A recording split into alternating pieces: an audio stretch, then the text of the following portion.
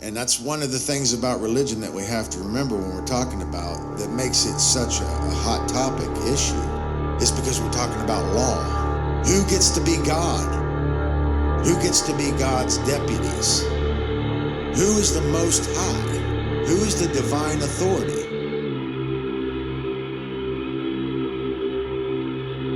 It's all about the claim to the Most High. The only way that somebody can be higher than us is if we give away our power. Because there's nobody, we're all equal.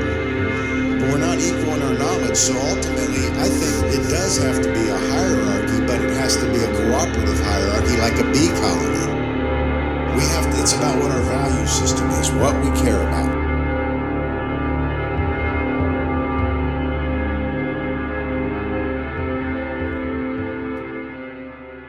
Hello, Hive Mind. Today is November 5th, 2020. I am your host, Nate Cap. Welcome to the 27th Cubbywhole Repository Podcast, where important topics are unveiled, discussed, and tested. Our website is Cubbywhole.com. That's Cubbywhole.com. And as of now, a new show is released every Monday at 6 p.m. Pacific Time and every Friday at 12 p.m. Pacific Time.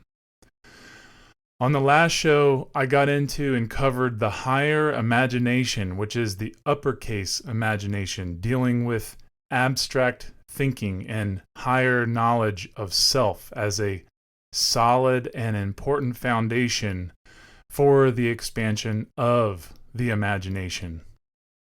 Because it's about expanding consciousness. It's about expanding consciousness in order to be able to explore and understand the self in ways that go beyond the limitations of knowledge.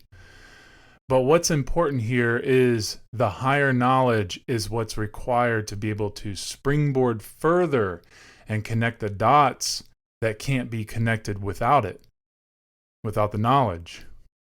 Also, I covered the pineal gland, which is the pine cone-shaped tissue between the two hemispheres of the brain in conjunction with the imagination, as the eye that processes and joins knowledge, creativity, and experience to generate vision that has the potential to decode the mysteries of the universe.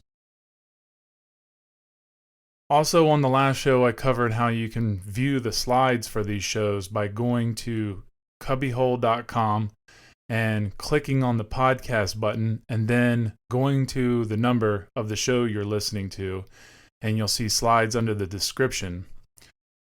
Now, many of the shows are still without slides because the idea was just introduced into the website, but be on the lookout in the future shows for the updated slides. On this show, if you go to podcast number 27, I've laid out slides for this show, which I'll be pointing out and covering as I go. And this is a new thing we're trying out, so there's gonna probably be a few issues. So just make sure your browser is updated, and if you're on your phone, just turn it horizontal to see the images better while you listen, because it might be an issue vertically.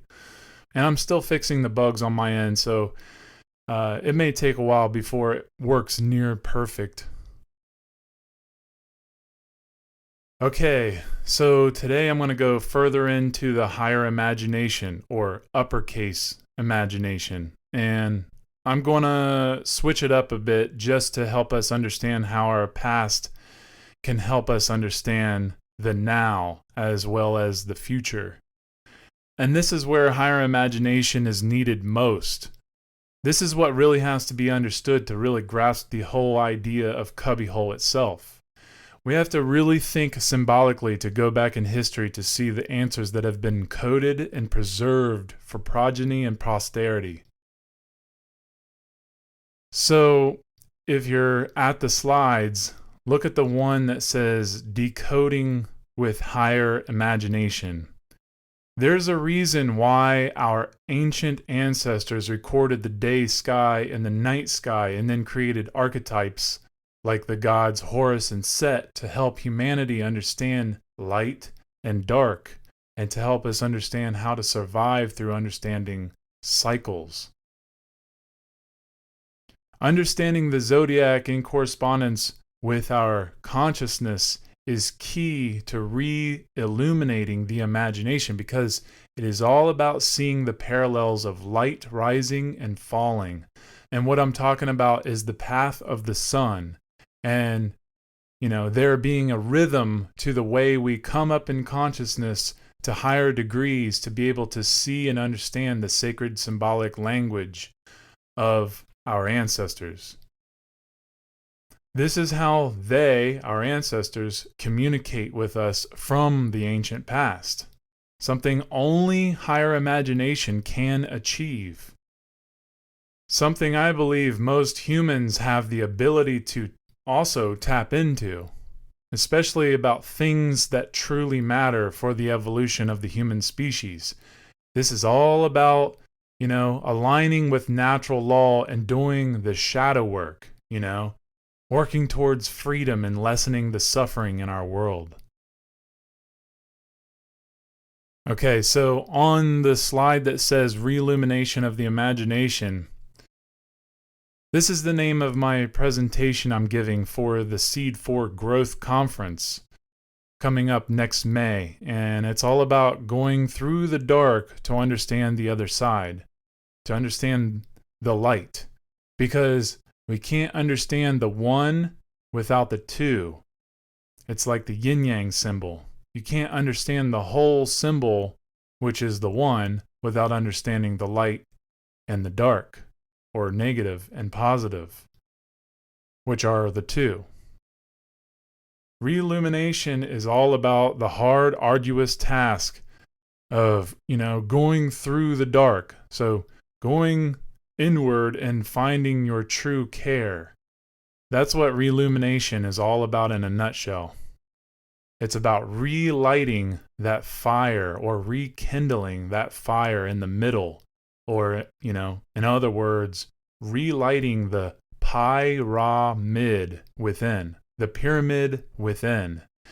And fire is associated with the heart, and the heart is in the middle. Plus the Anahata heart chakra is in the middle. So it's all about reigniting the middle, where we find balance and equilibrium. Plus we need fire to see in the dark. So on the next slide, this is a quote by the great author Manly Palmer Hall, who said, "Every soul is engaged in a great work, the labor of personal liberation from the state of ignorance. The world is a great prison. Its bars are the unknown, and each is a prisoner until, at last, he earns the right to tear these bars from their moldering sockets and pass, illuminated and inspired, into the darkness, which becomes lighted by that presence." And I would say this all has to do with understanding the word understanding, because in order to understand the light or information, one must go in the underworld or heart of darkness to see the foundation of which one stands under, to see the foundation that holds the light up. In order to understand a thing, you must see its connection with some bigger subject or bigger whole, and the possible consequences of this connection. Understanding is always the understanding of a smaller picture in relation to a bigger picture, or a smaller problem in relation to a bigger problem. So on the next slide, understanding means the knowing of a part of something while realizing and comprehending its relation to the whole. People learn to understand things by measuring everything in relation to the very thing they are wanting to know. To understand basically means to agree upon. People who truly understand each other are those who are principled and equal in their knowledge. And only then is mutual understanding really possible. And many people believe that understanding can be different, that they have the right to understand the same thing but differently. And that's not how it works. There can only be one understanding. The rest is either, incomplete understanding or unprocessed knowledge. It's easy to say, I understand, but can it be demonstrated as so? That's the honest question we should always be asking ourselves. That's where and how we grow further into human adults. Imagination is required to make the connection with knowledge in order to come to a clear understanding, because it's about seeing the whole picture with the imagination as dots that connect to the dots of what we know, which then creates the realization, which is the understanding. You can understand other people only as much as you understand yourself, and only on the level of your own being. And you can notice when someone doesn't understand you, especially in a debate or conversation. You can see when someone doesn't understand or doesn't even try to understand, when they listen to respond rather than to understand. This is the type of thinking that shows less of wisdom and more of just, wanting to hear themselves talk or hear how smart they sound. So understanding the importance of understanding is really important. And it's what helps us understand imagination better. Now, what happens when ego gets in the way? The mind lives in survival mode, which others can easily manipulate and hack the imagination. And controllers of this world will hack our imagination and are hacking our imagination constantly, especially because, we're not using it. Most of us are not using it. And I'm talking about higher and lowercase imagination, especially uppercase imagination. And the other two ways are emotion and belief. Emotion being straight from the limbic part of the brain, the reactive part of the brain, the reactive part of us that doesn't look at things rationally. So reacting rather than envisioning or being rational. And then there's belief, what destroys or stagnates our vision to see further. And that belief may be based in someone else using your imagination. It's about overcoming the authority that's been indoctrinated into us since birth. The ego will say no one is controlling your mind, but the truth is there for you once the ego is observed and then put aside. You got to learn to live above the ego. In order to have a clear mind and your own imagination, you must have more of your own mind and less of others' ideas, and less of others' useless ideas, because it is all the entertainment and all the news that is clouding our mind from using our higher imagination. Living another man's fantasy is what we're doing, and it's mostly a fantasy based in fear and ego. We are the, collective conductors who carry this fantasy out, who manifest this fantasy. Individually, we are manifesting fantasies of control unconsciously. And on to the next slide. All a sorcerer has to do in order to gain control over our imagination is give us their mindset. Okay, this is all about you and me or anyone else, if we're not using our higher imagination, they definitely will. A really great depiction of this is in the video called The Jones Plantation by Larkin Rose. You can find it on YouTube, and it's really excellent. I highly recommend listening to that audio. It's only about, 12 or so minutes long. It's a fantastic audio illustration of fear-based mind control and slavery. So definitely check that out. It's important to understand how domination works with the power of imagination. For instance, as a human who, finds pleasure and benefits and or companionship with an animal, they recognize a superior way above that animal, like a dog, like a dolphin or a horse or any animal they can train and get that animal to do as they say on command. And I assure you that feeling of power over an animal's mind can create the, curiosity, and it does, to want to dominate other humans as well, the animal part of humans especially. And of course, that is happening majorly. And the reason it's happening is because of a knowledge differential. And more importantly, it's a differential of the understanding of that knowledge. So in order for a human to control another human, there has to be a very high degree and understanding of human psychology and obedience, of course. So what is the solution or solutions to this? Well, one thing is to raise ourselves to do hard, thorough research on as many aspects of psychology as possible.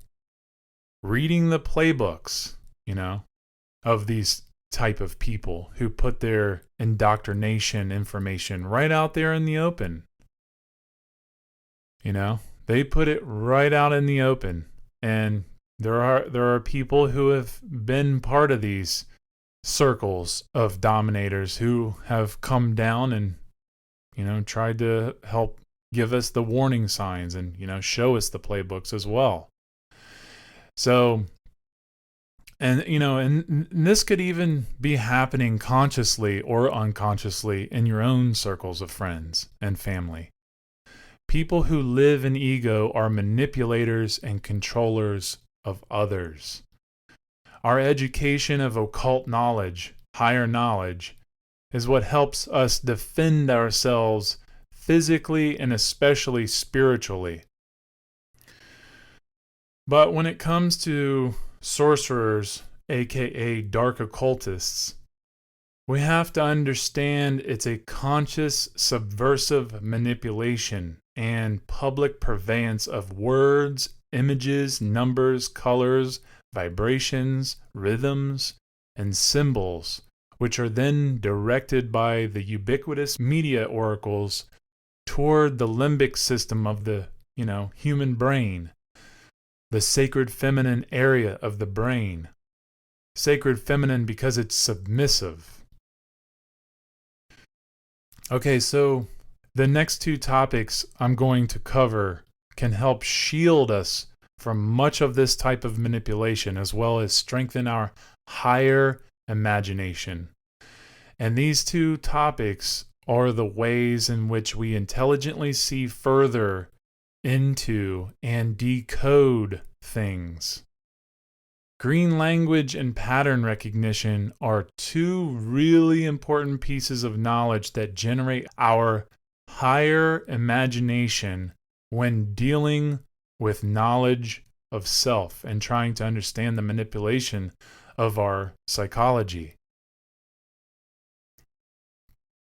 When it comes to green language, many people, won't understand its true purpose or that it even has any significance at all. especially if one doesn't have an understanding of moral law or is, just stuck in the 5 sense illusion. Green language is abstract, and it takes practice to see its true magic.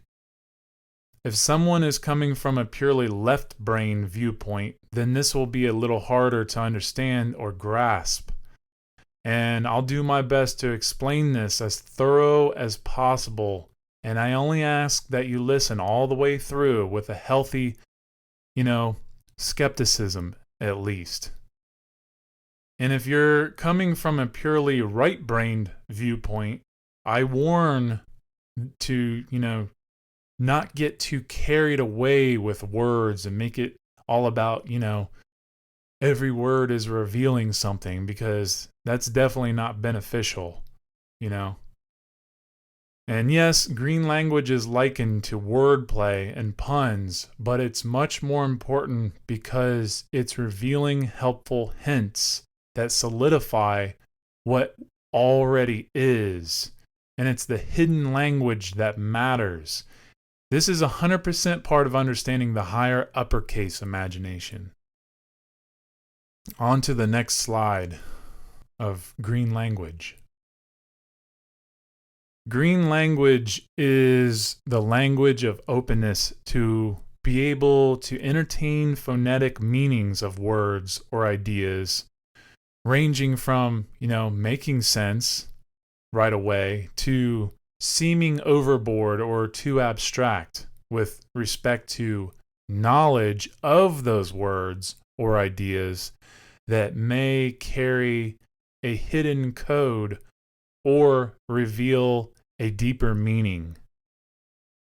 It's about observing a word and the behavior associated with the word to help come to an understanding with a deeper connection.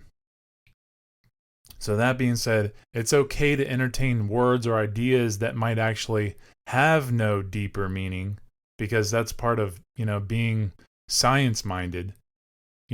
It's about testing the unknown, and you may or may not get anything out of those tests. You may just start reaching for something in hopes that you find what you're looking for. And, that's okay as long as you don't go spouting off that it's the truth or has any validity. Many people, especially those who are left-brained, tend to have many issues with wordplay as a means of searching for truth. And that's very understandable considering all the disinformation out there where people, force things to mean something that actually don't. And I see that all the time. And, I see right through it, but I'm also an adult and I know enough to know that, these people are just entertaining things because either they're new at it or maybe they got stuck and they're, sensationalizing it, which is, not a good idea, especially if you're trying to grow. Green language is a tough abstract language, aka vision, to understand, let alone risk becoming a thinker in that way because of the ridicule that usually comes with it. As someone who practices green language regularly, I have found that it evolves consciousness in a way that connects ideas and understanding a lot faster and clearer. And it doesn't mean that truth just automatically comes to you, but what it does mean is once the self has allowed openness to deeper meanings to the words and ideas, then it becomes easier to receive answers that are harder to come by, that most feel can only be, from scientists, books, or, some sort of authority. To know and practice the vision of green language is all about becoming the true authority of self. And on to the next slide. Green language is a higher order type of thinking because it helps find truth in a way that expedites the process of unraveling the mysteries of man. Green language has many different names, and one of those is the language of the birds, which many people, I'm sure, are familiar with. Language of the birds means that only those who have labored to reach the frequency high enough can communicate higher knowledge through utilizing higher imagination. It's about bird head. It's about the archetypal flight of higher consciousness of language that can be communicated to other people who have elevated or initiated into bird head or bird heights of consciousness. This is part of understanding totemism.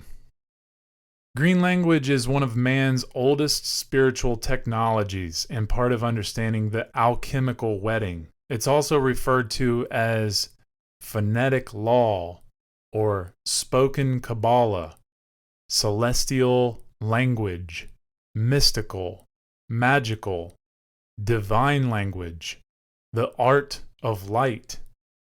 And I like what Brandon calls it, which is the emerald language. And I also call it the calibration language because it's all about adjusting the self to balance, to a finer point. This green language is a balanced frequency that allows one to see and hear phonetically, acronymically, anagrammatically, etymologically, and morally. Green, because green is the middle frequency of the visible spectrum of color, which is all about understanding electromagnetism and the wavelengths of visible light. Green is also the healthiest foods to eat.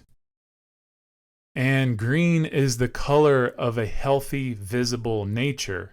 And it's the middle Anahata heart chakra in the Vedic chakra system.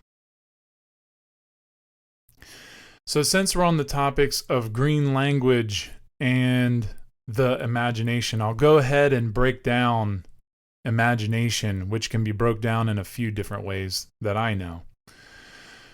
So when looking at the word imagination, you can say imagine at I on. So phonetically, the I is the EYE, and when I'm talking about the I, I'm talking about the I next to ON at the end of the word. And the I, the EYE, this represents the I or the third eye. And this is about understanding how letters are words as well, So it means to imagine with the eye on. So you can also say I, EYE, magi, so that's MAGI, meaning wisdom. And then the letter N, which you can add I to that, and it makes it N, at I on. So I, magi, at I on. So this is saying the third eye of wisdom inward with the I being on. And of course, that's more of an advanced breakdown, definitely more abstract way of looking at it. Now, I want you to ask yourself, does any of that make sense? If so, you're making the connection of what the word's definition means in correspondence to what the word is saying phonetically and, broken down. And then, of course, this means you're seeing in green, the green frequency, the middle frequency. And this means you're seeing it correctly. This is what helps reveal so much more to us because it's not just there on purpose by those who have, encoded our language. But also, it's how the universe communicates in a way to help us see further because of the, very reason we are using our higher imagination with the knowledge we know, because we're trying to know and understand. And that's really important to understand. This is all about, like I said, this is all about, taking back the authority of self. And I'll do 5 more words in green language, and then I'm going to move on to pattern recognition. Plus, I know Brandon wants to do whole shows breaking down words in green language, and I know he's got a lot more to add to the meaning and understanding of this language. So definitely watch out for that. Okay, so these 5 words I'm going to break down are television, illusion, spiritual, information, and realize. So I'm sure if you're new to this, you're trying to figure out what these words are saying, and maybe, you figured it out already. Some of these words are easy. Well, the first one I'm going to break down is television. And television is pretty simple. It means tell a vision, or tell lie vision. A lie. Tell a lie vision. All right. And then on to the next one, we have illusion. And illusion might be a little more advanced, and it's all about the ill, so ILL, and then us, and then EYEION, on. Or ill on our eye, because that's what an illusion does. So illusion means ill on our eye, because us is our eye, and then on, and then ill. So ill on our eye. And then spiritual is spire ritual. That's actually broke down into 2 compounds, spire ritual. And the spire is the spiral, like a vortex, and then the ritual is the rite, the RITE, rite. Or it's the practice or observance of that ritual. In the spiral ritual, we will definitely be getting deep into the meaning of that as we go further into these shows. Then we have information, which is, this is pretty easy too. It's inform at I on. So to inform the eye on. And the last word I'm sure everybody sees all the time, and I really like this word because it's really easy to understand, is realize. So realize takes the realization of real eyes to see real lies. And just to help us understand mind control better when it comes to this hidden language, green language, just watch the news. Now think about that word, news. Green language also works through acronyms, and news is all about taking our minds all over the place.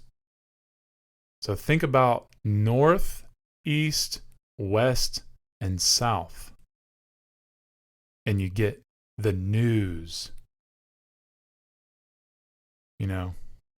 This is like spinning our compass out of control constantly, never knowing what direction to look at. Okay, so before I go further, What does the archetypal witch do? She casts spells, right? And what does the media news do? It provides a broad cast. And it's a broad cast channeling spell magic to the uninitiated eyes that watch that channel or those channels. We have to spell out what they say so that way we have a better idea of what's really being said. Because what they say goes directly into the subconscious mind. And if we're not aware of their methods, then we might be under a spell. Really, really important to understand. On to the next topic. I'd like to say imagination is the overarching part to these topics I'm covering. But imagination, green language, and pattern recognition all work in conjunction with each other. They are all equally important to understand, especially when we're trying to expand consciousness.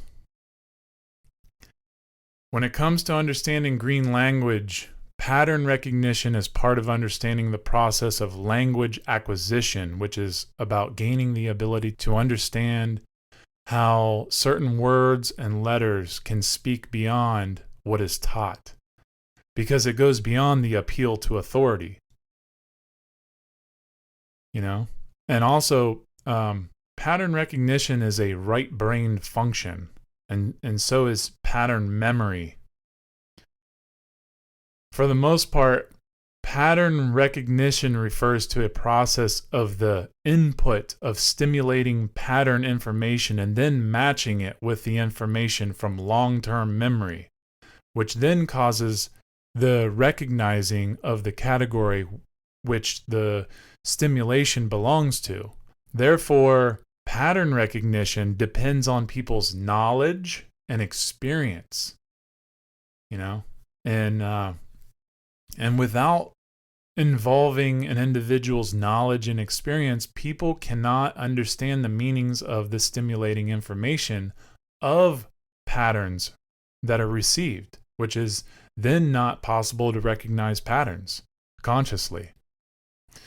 Pattern recognition is the ability of picking up on certain cues, structures, shapes, symbols, words, colors, sizes, textures, sounds, rhythms, and any parallels that signify something significant and how things work and operate in correlation to our knowledge and experiences.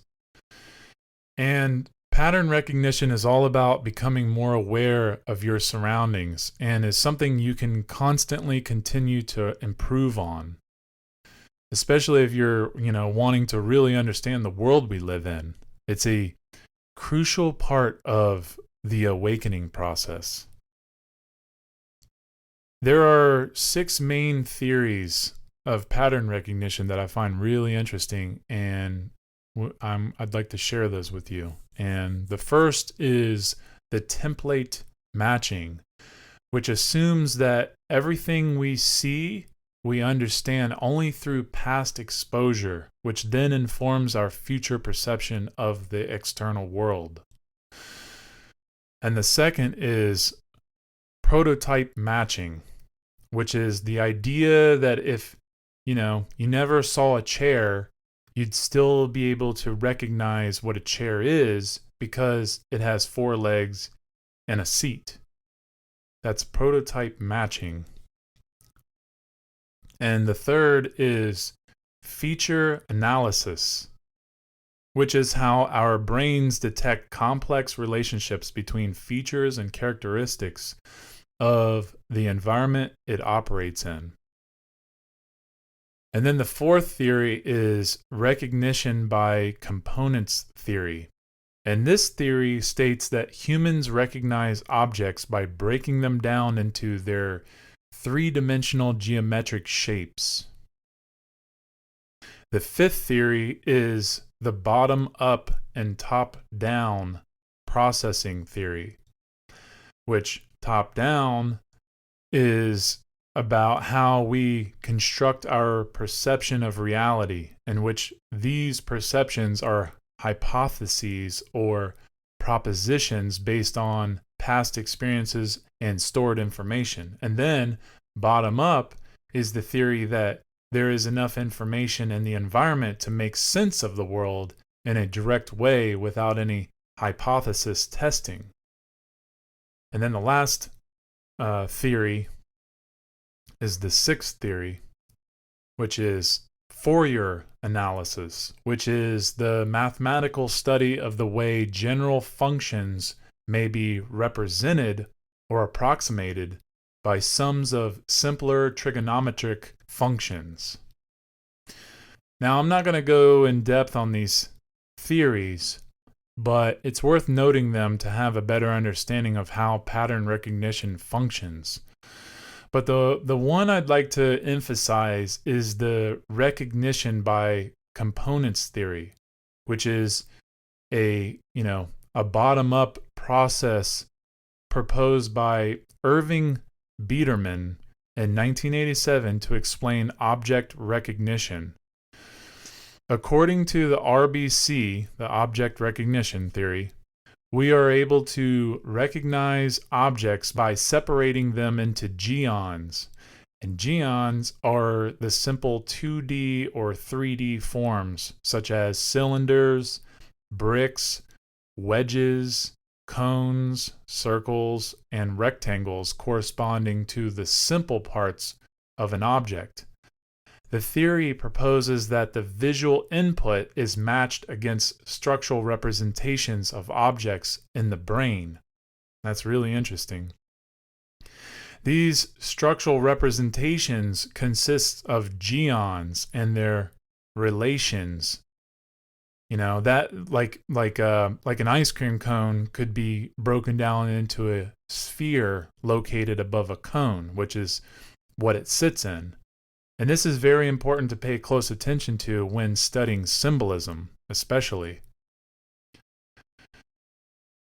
Pattern recognition is all about inductive and deductive thinking, something Brandon explained very well in show number 5, where he teaches problem solving and teachability.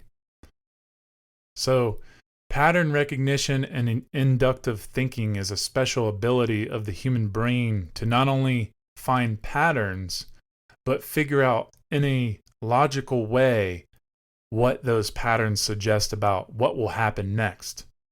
And, in a broad sense, pattern recognition and inductive thinking form the basis for all scientific questioning.